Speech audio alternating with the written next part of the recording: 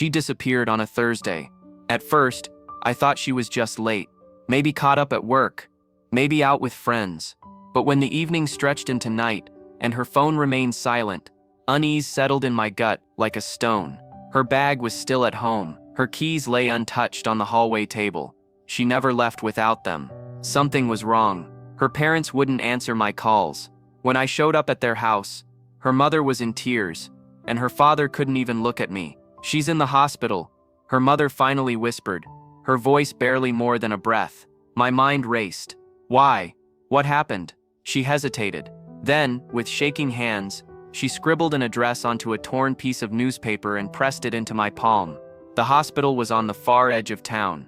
Cold, gray, forgotten. A place where people went to disappear. The nurse at the front desk flinched when I said my wife's name. "Room 307, she murmured, almost like she pitied me. I climbed the stairs, my pulse hammering in my ears. And then I saw her, sitting by the window in a thin hospital gown, arms wrapped around herself, eyes hollow, and on the bed beside her, a man, motionless, tubes still taped to his lifeless arms. The monitor above him was blank. She lifted her head, locking eyes with me. "He died this morning," she whispered. Her fingers trembled as they brushed against his cold hand. We loved each other for 7 years. 7 years. The room spun. The air turned thick. 7 years she had loved him, and I had never even known his name. 7 years. Her words echoed in my skull, bouncing off the walls of my mind, making it impossible to think. She didn't cry, didn't beg for forgiveness. She just sat there, staring at the dead man's face, like I wasn't even in the room. I swallowed the lump in my throat and forced my voice to stay steady. Who was he? She hesitated, not because she didn't know the answer, but because she was deciding how much to tell me. Finally, she exhaled. His name was Daniel. Daniel, a stranger's name. A man who had apparently been living in the shadows of my marriage for nearly a decade. I glanced down at her hand, at the way her fingers rested against his motionless skin. She had touched me the same way once, had looked at me with that same quiet devotion, or at least, I had thought she did. I wanted to scream, to break something, to demand why, but instead, I heard myself ask the one question I wasn't sure I wanted the answer to. "Did you ever love me?" She flinched, just barely. Then finally, she turned to face me. "I did," she murmured, "but not the way I loved him." A hollow laugh escaped me before I could stop it. "Well," I muttered, "at least you're honest." Silence stretched between us, thick and suffocating, and for the first time in my life, I realized I had been married to a stranger. I stared at her, searching for something, anything, that would make sense of this, but all I saw was a woman I didn't recognize. She wasn't crying. She wasn't begging me to stay. She just sat there, lost in a world where I had never really belonged. "How long?" I asked. My voice felt foreign, like it belonged to someone else. Her fingers curled against the fabric of her hospital gown. "Since before we were married." I felt my stomach drop. Before we were married, she had stood beside me, smiling, vowing to be mine forever, while loving him. A bitter laugh rose in my throat. So, what was I? A backup plan? She shook her head. No. But she didn't offer anything else. No excuses. No explanations. Just silence. I glanced at the man, Daniel. His face was peaceful now, untouched by the weight of betrayal. I envied him for that. "So, what now?" I asked, more to myself than to her. She didn't answer right away. When she finally spoke, her voice was barely above a whisper. "I don't know." And for the first time in our marriage, I believed her. The silence between us felt unbearable. 7 years. An entire secret life, hidden behind stolen moments and quiet lies. And now, with him gone, she looked like a ghost of herself, lost, weightless, empty. But what about me? I clenched my fists, feeling the sharp edges of my own reality closing in. I was the one who had been lied to. I was the one who had spent years living in an illusion, And yet she sat there, mourning him, like I was just a bystander in her tragedy. Did he know? I asked, my voice sharp. She looked up, confused. What? Did he know about me? That you were married? She hesitated. And that hesitation was enough. He had known. The realization twisted inside me like a knife. He had known she had a husband. And still, he had taken her. Or maybe, she had let him. A bitter taste filled my mouth. And what was I supposed to be? Just a safety net? A convenience? Her lips parted, but she didn't say anything. Because the truth was too ugly to speak out loud. I exhaled slowly, forcing down the burning rage building in my chest. I needed answers. But more than that, I needed to know who I had really been married to all these years. I paced the small hospital room, each step fueled by the storm brewing inside me. You let me build a life with you, I said, my voice low, steady, too steady. A home, a future, and the whole time, you were his. She flinched, but didn't argue, because she couldn't. I ran a hand through my hair, exhaling sharply. So tell me, was there ever a moment when it was real? Or was I just some fool paying the bills while you played house with him? Her head snapped up, eyes flashing with something close to anger. Don't, she said quietly. I let out a hollow laugh. Don't, I echoed. You don't get to say that. Not now. Her fingers dug into the thin hospital blanket. I never meant to hurt you. I scoffed. That's the thing about people like you. You never mean to. It just happens, right? She swallowed hard, but she didn't look away. For the first time since I stepped into this room, I saw something real in her eyes. Not guilt, not sorrow, fear. Because now, she wasn't the one in control. And for the first time in 7 years, I was the one with the power. She looked at me like she was waiting for something for me to yell, to break, to crumble under the weight of her betrayal. But I wouldn't give her that satisfaction. I crossed my arms, my voice calm, almost detached. Tell me, when exactly did you decide our marriage was just a lie? She exhaled, slow and shaky. It wasn't a lie. I scoffed. Right, you just happened to love someone else for 7 years while being married to me. Makes perfect sense. She flinched at the venom in my tone, but didn't argue. Silence stretched between us. The only sound in the room was the distant murmur of the hospital hallway. Then, finally, she spoke. I never planned for it to happen, she murmured. Daniel was just there. And suddenly I couldn't imagine my life without him. I clenched my jaw. But you could imagine a life without me. Her breath hitched, and for the first time she looked like she might actually cry. I should have felt satisfied, vindicated, but all I felt was exhaustion. I ran a hand down my face. So what now? I muttered, half to myself. She didn't answer. Because she didn't know, and neither did I. The weight of her silence pressed against my chest, suffocating. She didn't know what came next. But the worst part, neither did I. For 7 years, I had built my life around a woman who had never truly been mine. And now, standing in this cold hospital room, I realized I had been living someone else's dream, Daniel's dream. I clenched my fists, forcing my voice to stay steady. If he were still alive, would you have left me? Her breath caught. She looked down, fingers twisting the edge of the hospital blanket. She didn't need to say it. I already knew the answer. Yes, I muttered bitterly. Of course you would have. She squeezed her eyes shut. It wasn't that simple. I let out a sharp laugh. It never is it? The truth was right in front of me now. Clear, undeniable. She had never chosen me. I was just the placeholder, the security, the man who paid the mortgage while she whispered, I love you into someone else's ear. And now, with Daniel gone, she had nothing. For the first time, I saw fear in her eyes.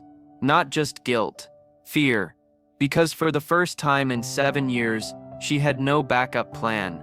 And I wasn't sure if I wanted to be the man who saved her anymore. She looked at me like she expected something, anger, maybe. Or worse, forgiveness. But all I felt was nothing. You were never going to tell me, were you? I asked, my voice hollow. She hesitated, then shook her head. No. I laughed, but there was no humor in it. 7 years. You would have kept lying to me forever. She swallowed hard.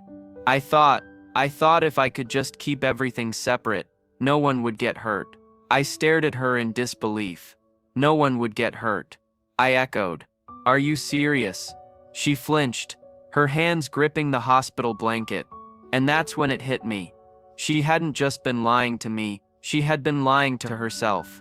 She had convinced herself that this twisted double life was normal, that as long as I never found out, it didn't count as betrayal. But Daniel was dead. And now, her fantasy had come crashing down. I took a slow breath, my pulse steady. Tell me, I said. If he had asked you to leave me, would you have gone? She didn't answer. She didn't need to. Her silence told me everything I had refused to see for years. And suddenly, I knew, the last thread holding us together had finally snapped. I stared at her, waiting for something. Some desperate excuse, some pathetic attempt to rewrite history. But there was nothing, just silence. She couldn't even lie to me anymore. I let out a slow breath. You know what's funny? I said, shaking my head. I spent years thinking I knew you, that I could trust you. But the truth is, I was just a fool with a wedding ring. She squeezed her eyes shut. I didn't mean, stop. I cut her off. Just stop. I didn't need to hear it. The apologies, the justifications, the excuses, none of it mattered anymore. Because the woman sitting in front of me wasn't the woman I had married. Maybe she never had been. I looked around the room. The sterile walls, the stiff hospital sheets, the hollow emptiness in her eyes. This wasn't where I was supposed to be.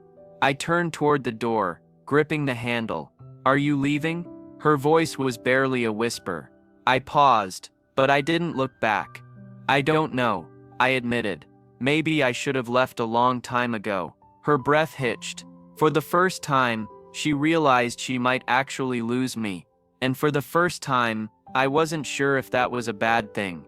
My hand tightened around the door handle, but I still didn't move. Not yet. I thought you loved me, I said finally, my voice steady, emotionless. I did, she whispered. I do. I turned my head slightly, just enough to see her in the reflection of the dark window. She looked so small now, so fragile, but I wasn't going to let that fool me. I exhaled sharply. No, you don't. She flinched like I had struck her. If you loved me, I continued, you wouldn't have spent 7 years lying. You wouldn't have built a life with another man while expecting me to stay in the dark. Her lip trembled, but she said nothing. I finally turned to face her. You needed me. There's a difference. She looked away, shame flickering across her face, and that was it. That was the truth. I had been too blind to see for years. I was never her first choice. I was just the safest one. And now that Daniel was gone, I was all she had left. But for the first time, I wasn't sure if I wanted to be that man anymore. I reached for the door again. This time, I was ready to walk through it. I pushed the door open, feeling the cold air from the hallway rush against my skin. She didn't stop me. She could have begged, pleaded, thrown herself at my feet like some tragic heroine in a movie. But she didn't. Instead, she whispered, I don't want to lose you. I froze, fingers tightening around the edge of the door. I should have kept walking. I should have ignored the way her voice cracked, the way it sounded like she was on the verge of breaking. But I turned. She sat on the edge of the hospital bed, her hands gripping the sheets like they were the only things keeping her upright. Her eyes, those same eyes I had once adored, were wide with something I couldn't quite name. Fear, regret, desperation, maybe all three. You lost me a long time ago, I said quietly. You just didn't notice. Tears welled in her eyes, but I didn't feel satisfaction, no relief, just exhaustion. She opened her mouth like she wanted to say something, one last plea, one last excuse. But I didn't wait to hear it. I stepped through the door, letting it close behind me. For the first time in 7 years, I was finally walking away. The hallway was quiet, the fluorescent lights above buzzing faintly. Each step I took felt surreal, like I was drifting through a dream I had no control over. 7 years. 7 years of marriage, of shared memories, of waking up beside her. And now it was all just over. I reached the hospital exit, pushing open the heavy glass doors. A gust of cold air hit me, sharp and biting, but I welcomed it. I needed to feel something real. Outside, the world hadn't changed. Cars still passed by, people still walked the streets, oblivious to the storm raging inside me. It was almost insulting how normal everything looked. I pulled out my phone, my thumb hovering over her contact, muscle memory, habit, but there was no point in calling her. Not anymore. Instead, I scrolled down and hesitated before pressing another name. Ryan, my best friend. The only person who had warned me for years that something felt off. The phone rang twice before he answered. "Hey man, what's up?" I swallowed hard, my throat dry. I exhaled slowly. "I think I need a drink." Ryan didn't ask questions. He just said, "I'm on my way." And for the first time in a long time, I didn't feel completely alone. The bar was dimly lit, the kind of place where people went to forget. Ryan was already there when I walked in. A half-empty beer in front of him. He took one look at me and let out a low whistle. "Damn, you look like hell." I sat down across from him, rubbing a hand over my face. "I feel worse." Without a word, he signaled the bartender, and a whiskey appeared in front of me. I took a sip, the burn settling in my chest. For a while we just sat there in silence. He didn't push, he didn't ask, he just waited. Finally I sighed. "She cheated on me for 7 years, man. 7. I shook my head, and I had no idea. Ryan exhaled sharply. "I always thought something was off, the way she was so distant, but I figured if you were happy, it wasn't my place." I let out a bitter laugh. "Yeah, well, turns out I wasn't happy. I was just blind." Ryan leaned forward. "So what now? You going back?" I stared down at my glass, watching the ice melt. "I don't know." The words felt heavy. Part of me wants to walk away and never look back, but another part, I swallowed. "I don't know if I can just erase her from my life." Ryan's expression darkened. "You don't owe her anything." Maybe he was right. But if that was true, why did it still hurt so damn much?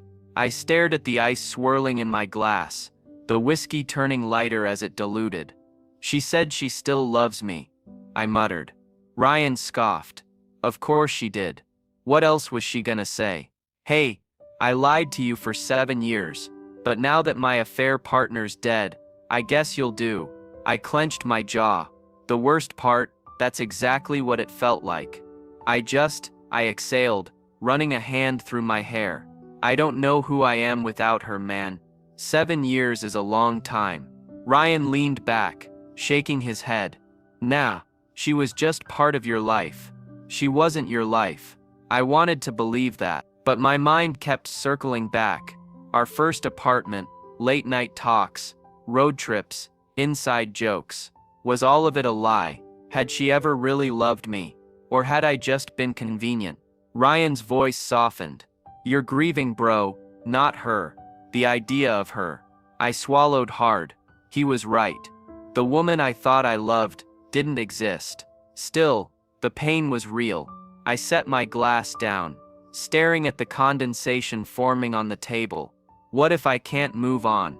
Ryan sighed, then smirked.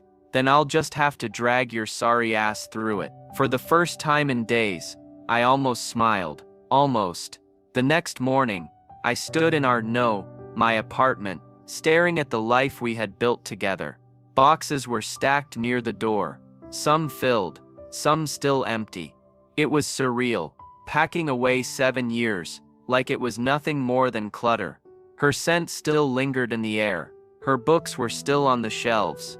A sweater she always stole from me was draped over the couch.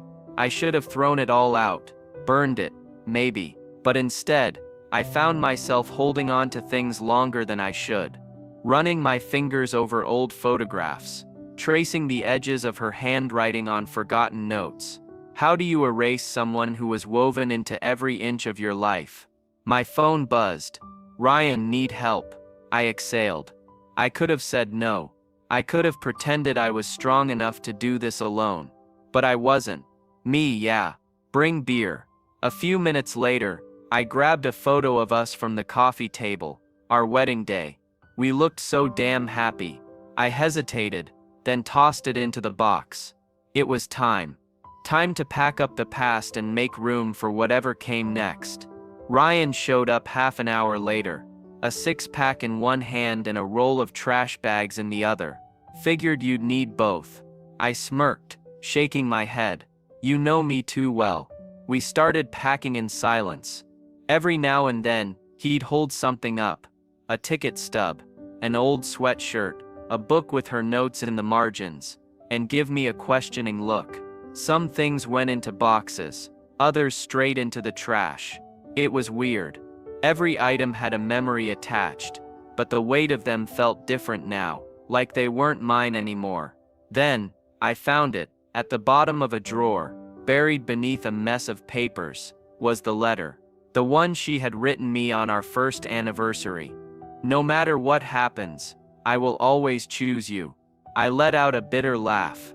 Guess that was a lie too. Ryan glanced at the letter, then at me. You gonna keep it? I stared at the words for a moment longer before tearing the paper in half. Then again, and again. No, I muttered, tossing the pieces into the trash. Not anymore. Ryan clapped a hand on my shoulder. Proud of you, man. I exhaled slowly. For the first time, I felt it freedom. By the time we finished packing, the apartment felt hollow, like a shell of the life I used to have. Ryan crushed his empty beer can and tossed it aside. So what now? You leaving town? I shrugged. Haven't decided. Truth was, I didn't know what the hell came next. For 7 years my life had been built around us. Now, there was only me. Then, just as I was about to say something, a knock echoed from the front door. Ryan and I exchanged glances. It was late. Too late for neighbors. I opened the door, and there she was. She looked different. Her hair was a mess, her eyes swollen like she hadn't slept in days. For a second, neither of us spoke. Then, her voice small, uncertain. Can we talk? Ryan stood up behind me. Nah, I think we're good here. She ignored him, her eyes locked on mine. Please. A part of me wanted to slam the door in her face. Another part, one I hated, wanted to hear what she had to say. 7 years. Did she really deserve even a second more? I swallowed hard. Why are you here? She hesitated, and then in a voice barely above a whisper, she said, I have nowhere else to go. Her words hung in the air, heavy and desperate. I have nowhere else to go. Ryan scoffed behind me. Not his problem. She flinched, but didn't break eye contact. Her hands trembled slightly, gripping the strap of her purse, like it was the only thing keeping her together. I should have told her to leave. I wanted to tell her to leave. But instead, I stepped aside, just enough for her to take it as an invitation. She hesitated, then walked in slowly, her eyes scanning the apartment, like she barely recognized it. Ryan let out a frustrated sigh. You sure about this, man? I wasn't. Not even a little. But something in me needed to hear her out. Maybe for closure. Maybe for reasons I didn't want to admit. I turned to her. Talk. She let out a shaky breath. I screwed up. I folded my arms. Yeah, no kidding. Her eyes filled with tears. I thought I had a future with him. She swallowed hard. But he's gone. And now I have nothing. Her voice cracked on the last word. And for the first time since this all started, she looked truly broken. But was it regret? Or just regret that she lost? I leaned against the wall, arms crossed. So, let me get this straight. You didn't regret cheating. You just regret that it didn't work out? She flinched, her lip trembling. That's not what I meant. Ryan let out a dry laugh. Sure sounds like it. She turned toward him, eyes flashing. This isn't your business. He smirked. Oh, but watching my best friend get torn apart? Yeah, that kinda makes it my business. I exhaled slowly, my patience hanging by a thread. Why are you really here, Emily? Her breath hitched, because I don't know where else to go. That's not an answer. She hesitated, then whispered, because I miss you. The words hit like a punch to the gut.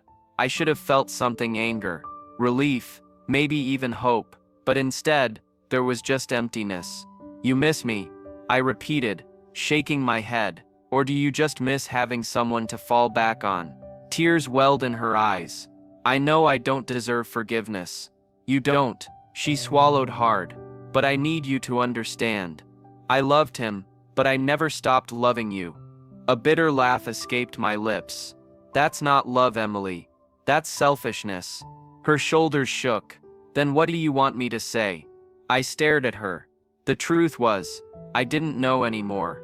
I ran a hand down my face, exhaling slowly. You don't get to say that. Not after everything. Emily sniffled, wiping her eyes. I know I hurt you. Hurt me. I let out a hollow laugh. You destroyed us. And now that your perfect little fantasy crashed and burned, you're back here, acting like you never left. She bit her lip. I never wanted to leave you. I got caught up in something I thought was real. Ryan scoffed. Real. So real that he left you with nothing. Her face crumpled. He didn't leave me. He lost his job. His place. Everything fell apart. She swallowed hard. I thought we'd figure it out, but I couldn't do it. I couldn't live like that. I shook my head. So let me get this straight. You were ready to throw away our life for him. But when things got tough, you bailed. She looked away. Ryan whistled under his breath. Damn. You weren't his soulmate. You were just his backup plan. Her breath hitched. That's not fair. I stared at her, my heart pounding. Fair. You want to talk about fair? For the first time, she didn't have an answer. I clenched my jaw. You weren't looking for love, Emily. You were looking for comfort. And now that it was gone, you came crawling back. Emily's lips parted like she wanted to argue, but no words came out. Maybe because she knew I was right. She had a choice, and she chose him. Now that it all fell apart, she thought she could just walk back into my life. I don't know what you want from me, I muttered. You want me to feel sorry for you? She shook her head quickly. No, her voice broke. I just don't want to be alone. Ryan let out a short, bitter laugh. Oh, so now being alone is a problem? Her hands curled into fists. I made a mistake. No, I said, voice calm but firm. A mistake is picking up the wrong coffee order. A mistake is forgetting a birthday. What you did, that was a choice. Repeatedly, for months, tears welled in her eyes again. But I was past the point of caring. She looked down. I just thought, maybe there was a way to fix this. Fix what? I asked, stepping closer. Our marriage, or your situation. Silence. She didn't have an answer. And that was an answer in itself. I exhaled, my chest tightening. Go home, Emily. Her head snapped up. What? I clenched my jaw. You heard me. Her breath hitched. But I don't have a home. I met her eyes, cold and unyielding. Not my problem. Emily's face crumpled, her breath hitching. So that's it. I didn't answer. Because what was there left to say? She stared at me like she was waiting for me to take it back, to soften, to tell her she could stay. But I wasn't that guy anymore. Ryan crossed his arms. You heard him. Time to go. Her lips trembled. I have nowhere to go. I shrugged. Not my problem. Her shoulders shook. I loved you. I let out a breath. No, you loved what I gave you. Stability, security, Someone who wouldn't walk out when things got tough. I shook my head. But when you had to be that person, you failed. A sob broke from her lips. I never wanted to hurt you. I tilted my head. But you did. She wiped at her face, nodding slowly. I get it, she whispered. You hate me. I sighed. I don't hate you, Emily. And that was the truth. I just didn't care anymore. She took a shaky step back, then another. I didn't stop her. She turned toward the door, gripping the handle with trembling fingers. But before she left, she looked over her shoulder. Do you ever think you'll forgive me? She asked softly. I didn't answer, because I honestly didn't know.